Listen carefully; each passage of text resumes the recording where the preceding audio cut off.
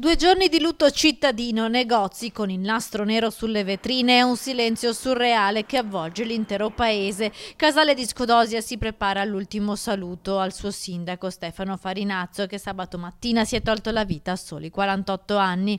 Una notizia che ha scioccato il piccolo comune della Bassa Padovana, che in queste ore si interroga su cosa possa aver portato il primo cittadino, padre di 2 bambini piccoli, a compiere il gesto estremo. Questa sera è stato convocato un consiglio comunale straordinario per commemorare il sindaco che lo scorso giugno era stato rieletto. Martedì mattina a partire dalle 10 verrà allestita nella sala del consiglio comunale la camera ardente fino alle 16, quando il feretro lascerà il municipio e in corteo verrà portato fino alla chiesa di Santa Maria di Casale di Scodosia. Io personalmente ho il rammarico di non avermi accorto della gravità della sua situazione, diciamo, morale.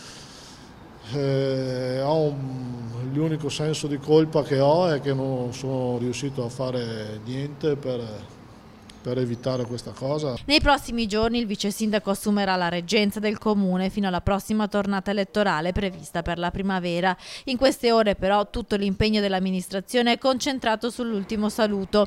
Stefano Farinazzo era ben voluto in paese e molto stimato anche dagli altri primi cittadini. Ai funerali hanno confermato la presenza circa una cinquantina di sindaci del Padovano e il prefetto di Padova Renato Franceschelli. La famiglia, chiusa nel dolore, si è stretta attorno all'anziana mamma di Farinazzo. È stata proprio lei sabato mattina a ritrovare il corpo senza vita del figlio che si era impiccato con una corda nel bagno della loro abitazione.